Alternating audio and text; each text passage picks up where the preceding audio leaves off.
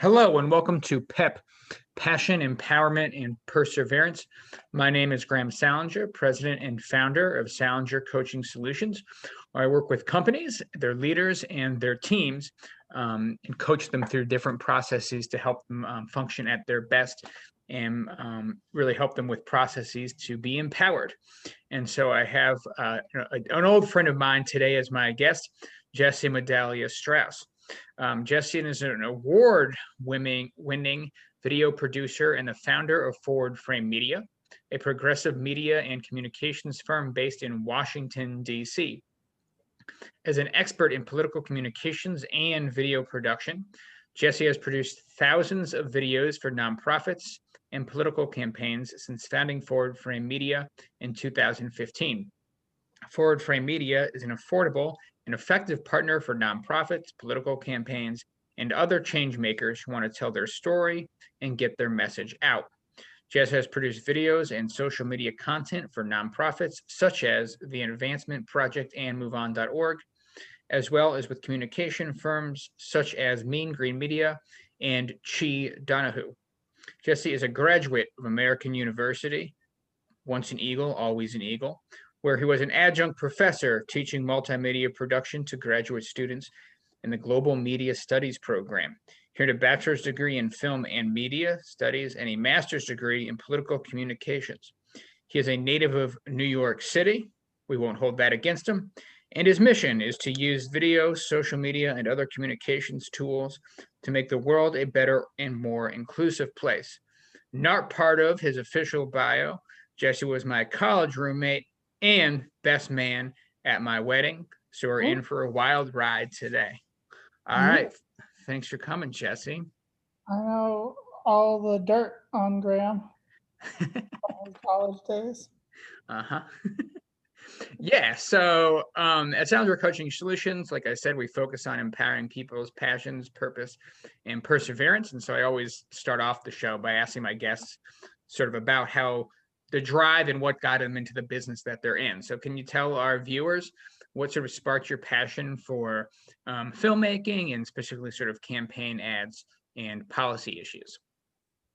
Well, definitely what originally started my passion in filmmaking was as a kid, literally every weekend just watching Star Wars over and over again. I was like, I love these movies. I want to make movies. And, I was a little kid at this point, but that was definitely already the direction I wanted to go. But then as I started to get older, like I remember being interested in the 2004 election, even as a middle schooler. And then I became like pretty passionate about in high school about being against the Iraq war. Mhm. And then once like Obama started running and got elected, I was like, I love filmmaking, but I also love politics. What should I do? And then it turns out you can make a career doing both and fighting for the issues you believe in using film. Mhm. So that's really, I mean, really it was, I think Obama winning my senior year of high school is probably what really just like officially sent me down this path. Okay. Yeah, and you sort of alluded to, and then you realized you could convert your passion into a profession. Um, and I know you live in DC, so there are probably a lot of organizations that do things that are similar to what Forward Frame does.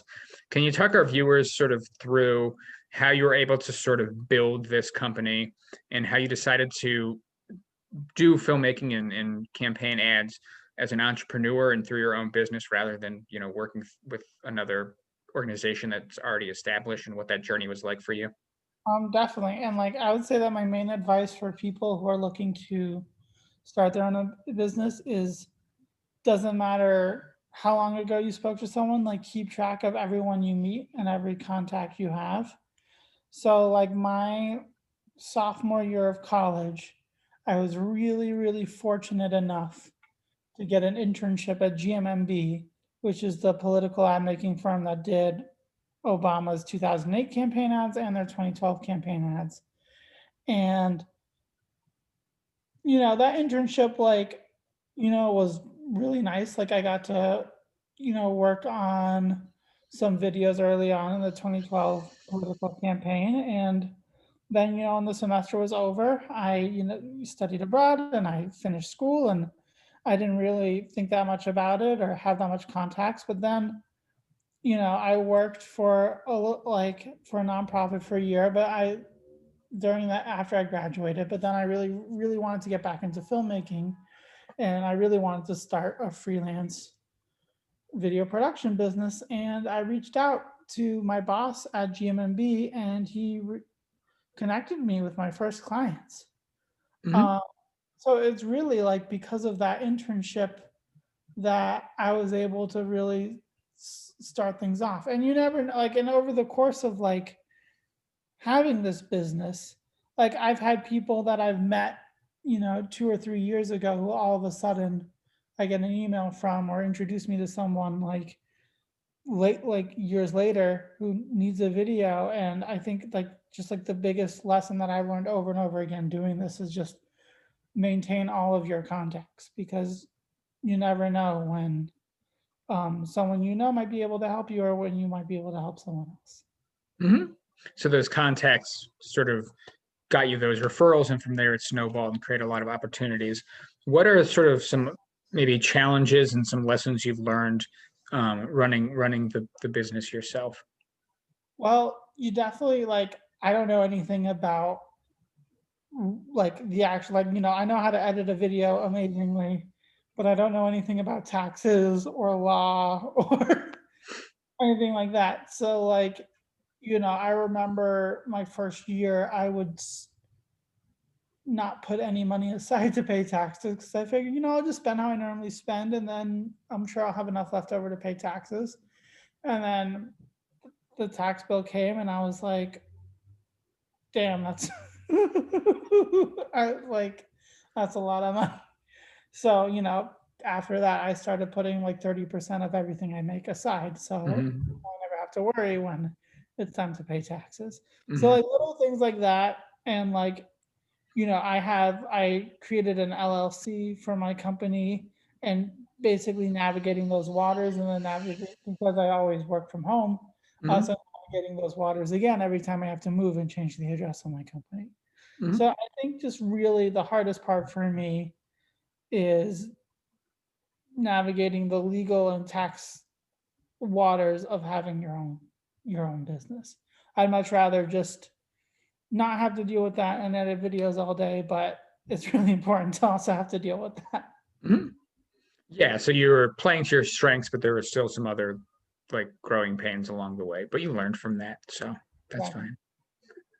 fine. Yeah, so I mean, I know that a lot of your focus is on politics and campaigning, and we just finished a election cycle, not like any other we have had before. Of course, Yep. you getting into politics was also a historic time, with Barack Obama being the first sort of primary influence for you. Um, so what are some highlights for you in terms of professionally from the past election season? Well, I mean, this year was a year where I basically have attempted, it was like nothing I've ever attempted before, where I was working pretty much from the beginning of June all the way through a week after the election, basically working every day from 9 a.m. to 1 a.m. Hmm. Stuck to my chair without any breaks. It was the first time I really heavily employed the use of contractors. So I basically had 6 subcontractors working for me, Hmm. cranking out videos nonstop. And, I barely got any sleep. I gained 20 pounds, but we did win in the end. So it was definitely worth it for sure.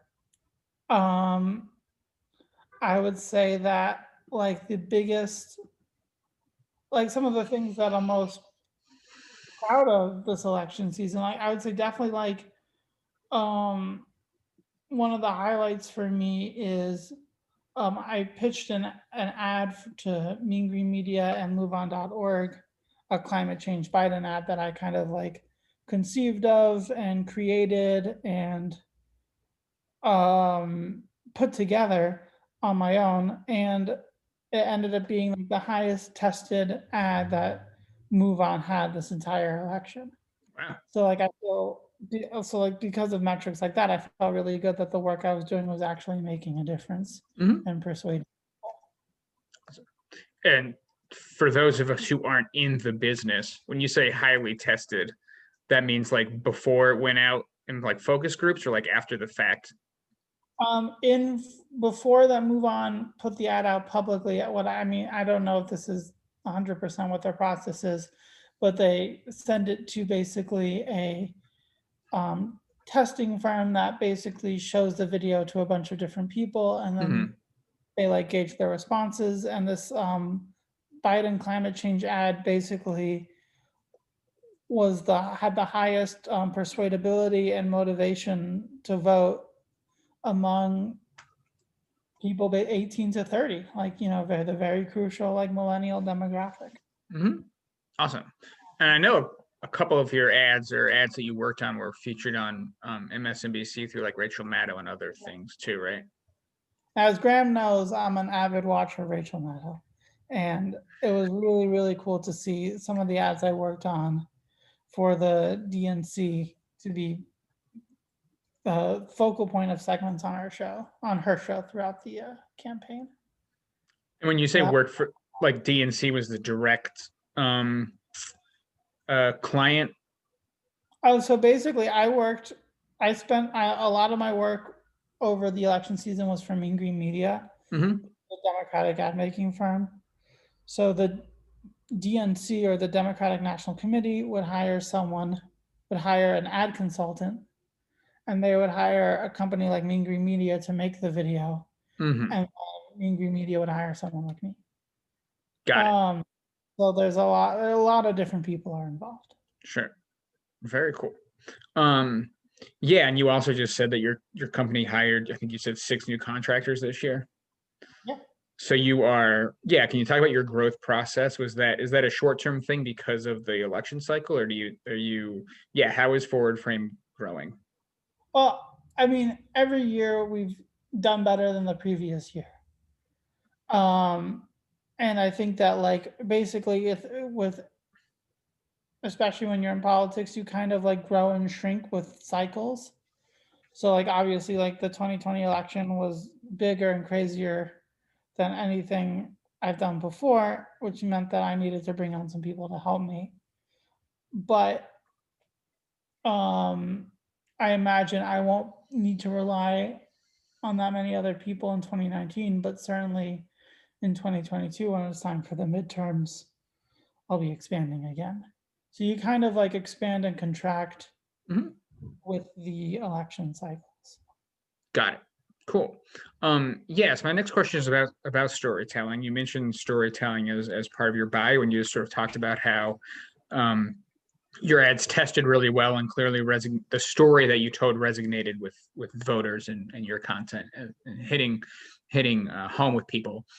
So a lot of coaching is about storytelling and narrative too, right? So I do a lot of my work with my clients and having explain whatever challenge it is that they're going through or that their team is going through, sort of using a um, narrative communication and looking at narrative and perspective taking. So I use specific sort of methods to have them think about think and act differently than whatever it is like the cycle that they're stuck in, by helping them create an alternative narrative to whatever the current one is that's sort of limiting their capacity to deal with something. In the coaching world, we call that sort of limiting beliefs that we have for whatever reason, and we need to sort of deconstruct those and think about new possibilities. And sometimes that's a new story that we have to craft for ourselves. So I find that storytelling and personal narrative is really empowering to my clients. And as a video person, you obviously deal in the world of stories. So as a documentary and ad producer and writer, can you sort of talk about the storytelling process and how you help your clients find their voice through story and what that That process looks like? I mean, like story is like the very foundation of what I do. I think a lot of people they'll see a political ad and they don't really think of it as a form of storytelling because it's like if you look at a political ad, it's like this person is either, vote for me because I'm going to do this and this, or don't vote for this person because they're awful and these are all the reasons why.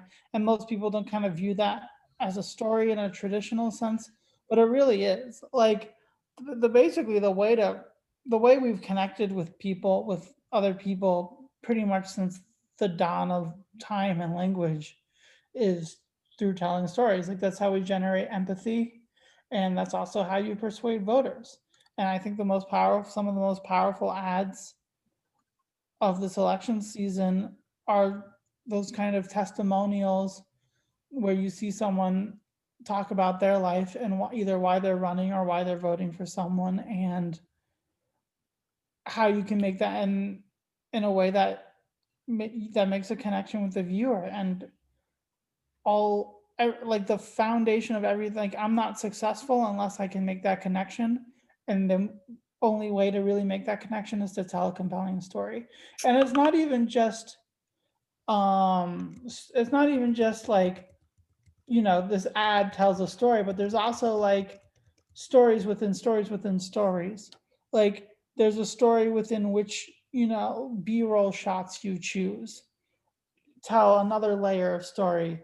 Your music choices can also be informative and tell another part of the story. Like you've got the main story, which is the plot of the ad, but like, if you're talking about coronavirus and in a political ad, and you see someone and you see a shot of someone in a mask, like treating a patient, and there's a text that says something about pre-existing condition, but like those shots you choose, like tell a story within the overarching story. And it's like that, and those are the ways, those layers of stories is how you really create an effective ad and make a connection with the viewer and hopefully persuade them to vote your way.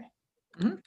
And can you talk about the collaborative way in which you do that with your clients? Do they tell you kind of the overall theme and idea of the story that you want to do, or does that as sort of the person, the creative, um, yeah, just what does that relationship look like? Do you take sort of your orders from them, or do you collaborate, or do you decide what the best story is? Because I know campaigns are probably protective of what exactly the narrative is that they put out. Definitely. Um it really depends on the client and the project. Like I've had projects that were basically like, here's the script, we need you to make exactly this. Mhm. And that's what I do. And then I've had other projects where they're like, here's a list of our most important messages. Here's polling data that we have. These are the messages that polled the best, and we really want you to like focus on those. So I'll look at the polling data and I'll write a script based on that data. And then we kind of go from there. And then there are clients who are just like, we just want a video and we'll leave it up to you. Mhm. And then it's just kind of like, then I'll write basically the script from scratch. And obviously there's a back and forth. Like I'll send them a draft and they'll have notes, and then we'll send a second draft. And that's kind of how the collaborative process works. But it really depends on the client. Like some clients know exactly what they want, and other clients are hiring someone like me because they don't know what they want. Mm. So if a client doesn't know what they want, Like they know they want um, the video and they know what their objective is, sure. but they just don't know what the video should be about. No, but I mean that's perfect for me to sort of think about from a coaching perspective, right? Because there are lots of businesses, people want to generate profit, they want teamwork, they know what the end game is. But the struggle is you have goals that are either process goals or they are outcome goals. And I'm sure there are people who come to you and they have outcome goals, but they don't not exactly sure what the creative process is. So how do you gel all those goals to come to something as tangible as a video and a narrative? If somebody just comes to you and says, hey, we want to persuade the voters that fracking is not good, go for it, for example, whatever the case may be. Well, I mean, the first thing I'll do is I'll research the issue that they're talking about. Like I'll see what some of the most recent news articles are about it. I'll read some, like if it's fracking, like I'll read, basically what's right now topical being reported on about fracking. And then I'll dive in a little deeper. And then if I find something, actually fracking is like a really great example because basically I didn't make any videos about fracking, but the way I would go It was about, just a hypothetical. if someone said to me like, "Hey, we want to we want to do a anti-fracking campaign," like I remember in the 2020 election that something that Trump did was that he kept like releasing ads saying that Biden would ban fracking, especially in Pennsylvania. Hmm. And people thought that like Biden never said he would ban fracking, but Trump wanted people to believe that he would. And people thought that that would be a pretty salient issue in Pennsylvania. But when you really look at the state and what has happened with fracking in the state, a lot of fracking companies have gone under. A lot of people have been laid off. A lot of workers feel slighted and cheated by these fracking companies. And so, and they live in Pennsylvania. And, you've got these like people who Trump thinks like these people love fracking and I have them in the bag who actually, because of their personal relationships with what happened with fracking in their town, might be pretty pissed off. People whose water has turned green and or have been laid off or have been promised riches that they never received. And I would then focus on those people and maybe find someone or who has a story to tell. Hmm. Okay. You mentioned having a story to tell, and narrative is not just part of, the not just part of campaign ads. It's like inherent in every element of a campaign, right? Campaign speeches, they have narratives. Part of debates, they have narratives, right? We know that a common thread that you and I share, and that Joe Biden also shares because he has overcome a stutter, right? Is that all three of us, apart from being good looking, have a disability as part of our narrative. How has that shaped you?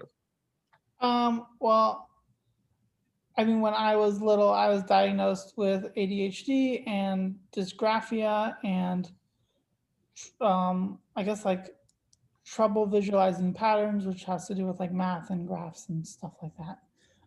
Hence why I'm not that, not the business taxes numbers focused.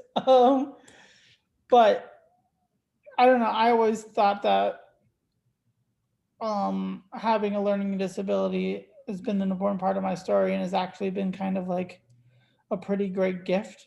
And that Mm, I got to go to a really amazing school because of it and have met a lot of great friends. And I think that's also really taught me how to like empathize with other people and recognize when people are working to overcome things. And I think that when you can turn adversity into something powerful and something that works for you instead of against you, like, I think that that helps you recognize similar stories, and those stories are pretty powerful. mhm, And like, if that's part of your personal narrative, then you can look for that in other people too. mhm.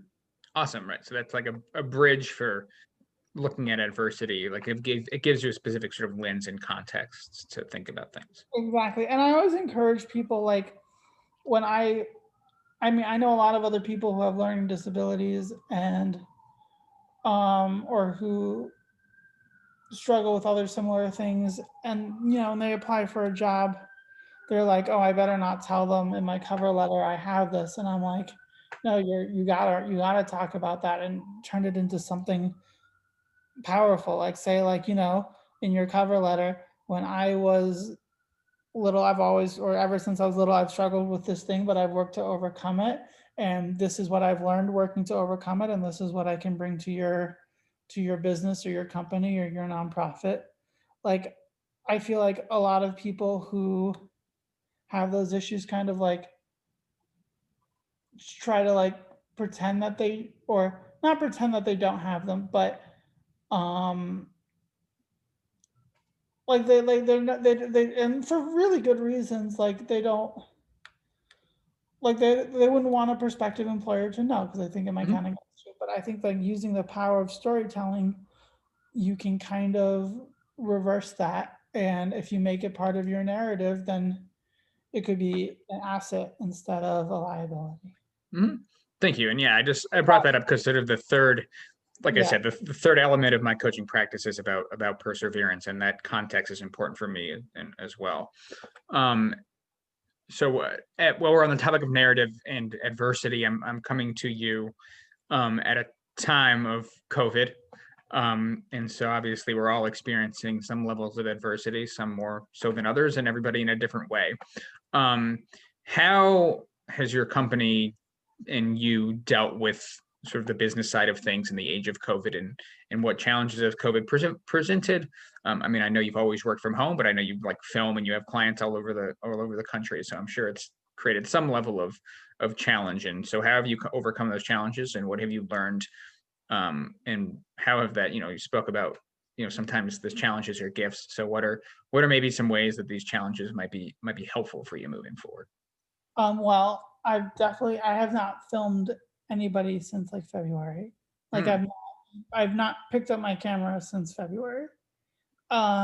So basically how we've adapted is a lot of the videos that we've been making now rely heavily on news footage, on stock footage, on music, on voiceover, and we've even done a lot of videos just recording Zoom and Skype calls.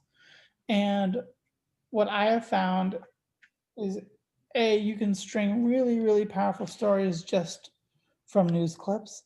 I've gotten really good at digging through YouTube and finding the right amount of news clips to weave into a good story.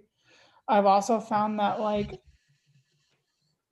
these like really, really highly produced, really slick, beautiful TV ads that are, like that are shot in like 4K, like gorgeous footage, and it looks like they cost thousands and thousands of dollars to produce, might look nice and might make the candidate happy seeing them. But really, like the ads that seem to be doing the most and testing the most, like feel less produced and more organic. And I think that like seeing somebody with like kind of pixelated Skype footage, with their headphones on, just kind of like being real with you, mm, feels more um feels authentic. more authentic. Yeah. Yeah, feels more authentic right now. Hmm. I've found that those kind of ads that I've been making with COVID have been really effective because I think that like people aren't looking for something that looks like propaganda. People are looking for something that feels less produced and more real. And I think social media has kind of created an environment where it makes it really easy to do those things. Like, like if we were still just watching things on TV, you would look at a video like that and you're being like, well, that's not really for TV. But if you're scrolling through your news feed and you see a video of some person talking about what, just like over Skype, captioned with some music, talking about like what would happen to them if the protections for pre-existing conditions were repealed, that feels authentic. And that's been a really and that's something that we've been able to do very like remotely, and we've been making a lot more of those videos, and I think that like in some ways they're better and more effective than the videos we were making that we were filming in person. Hmm. So let's say somebody just graduated from with a similar degree to the one you had, and they're just now getting into the a similar business to you, and maybe they even want to become a business owner and do something like what you're doing. Hard year for that, right? Of course, you and I both sort of started college right at the sort of the height of the Great Recession, right? What what advice would you give to either somebody that's directly doing the same thing as you, or maybe indirectly just coming out of college and doing similar sort of business? What would be some keys that you would give them?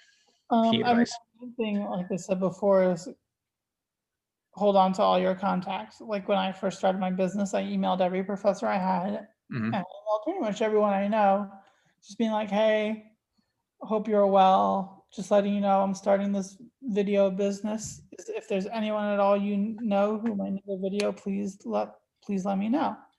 And like 99% of the time, no one will know someone who needs a video. But that 1% of the time, they will. It's like somebody will. And those people will know other people. And then you might have sent that email, and then like a year or two later, someone's like, oh, you know what? I need a video. And I remember like a year or two back, one of my students or that person who interned me emailed me and said that they were making a video company. And so I should reach out to them. Like, it's like you miss every opportunity you don't take. So, Mm, even, and you never know who you come across who might be able to help you. So it's always better to reach out to someone, even though there's like a really high chance that they won't be able to help you. It's always better to do it because you never know. And like mhm, basically, when I decided I wanted to start freelancing and then ultimately start my own business, I just went to Google. I looked at everyone I've ever emailed on Gmail, and I sent an email to pretty much all of them. And that's the very first thing that mhm. you. Okay, cool. Um, awesome. So we are quickly heading into 2021. Um, I think a lot of people are happy that 2020 is behind us. So it sounds like you've done really well for yourself this year, and your company's overcome a lot of challenges. I'm so happy the election's over. I Yeah, don't know how you can much breathe again. longer I could have done that. Yeah, but what is upcoming for you? What's going on in 2021? What happens in the off season, so to speak? I know you're gearing up for midterms. There's never really an off season when it comes to politics, but yeah, what's coming up for Forward Frame and for Jesse in Um, 2021? well, in off years, I tend to do a lot of nonprofit work, and I actually think that a lot of the nonprofits I work with will kind of feel more invigorated now because they'll have a seat at the table where they did not previously. Hmm. Hmm. So I expect to be doing a lot of videos in that sector. Hmm. Like a lot of people who the policies and the issues that they were advocating for was impossible under the Trump administration, will have their voices heard by a Biden administration. And I'm all about making people's voices heard Hmm. through video. So I think there'll be a lot of opportunities there. Hmm. And of course, even though there's an off year election, there'll be, there's elections in Virginia. There's probably going to be a very contentious New York City mayor's race. Um, there'll be a lot to do. There's always a lot to do. And hopefully there'll be some time to not work as hard and to chill as well. Hmm. Because 2022 is going to be also insane. Hmm. Um, I did want to ask. I wanted to follow a follow-up question. You've talked about how successful things have been in terms of ads being shown, and in terms of focus groups liking your ads, and in terms of getting the narrative across. How, when you work in sort of a cross field of both campaign ads, but also sort of the grassroots stuff, right? It's pretty easy to know if your campaign was successful because somebody either won or they didn't win, or a policy changed or moved the needle a little bit in some way. How do you tend to measure success of the work that you do? And it is always the same as your clients. And if it's not the same, how do you sort of create alignment in terms of that? Well, I mean, I feel very happy when the client's really happy. And obviously, if the candidate wins or the policy outcome happens, that also is a great measure for success. Mm-hmm. But I also think like part of it's subjective. Like sometimes I finish a video and I'm like, wow, this looks amazing. I feel really good about this. And it's more of like a subjective thing. And sometimes I'll finish a video and I'll be like, this was good, but maybe it wasn't like the most original video. Yeah, and I think that like obviously the first measure of success is whether or not the client's happy. The second measure of success is whether or not the candidate won or the policy outcome was achieved. But then there's like a subjective kind of like, I feel like every artist has paintings or sculptures or things that they've created that they're like really, really, really proud of, even if even if they're not like, even if it's not like the piece of work that they're known for. Mhm. And then sometimes like, and also like there's sometimes they'll create something that, you know, maybe people like, but they're not quite as proud of. And I think that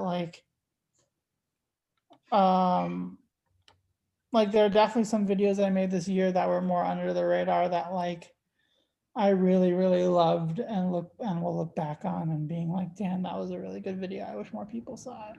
Hmm. All right. Is there anything, Jesse, that I didn't ask you about that you want to touch on? I think that pretty much covers it. All right. Well, thank you for your time, and may the Thank you force so be much. with you. And also with you.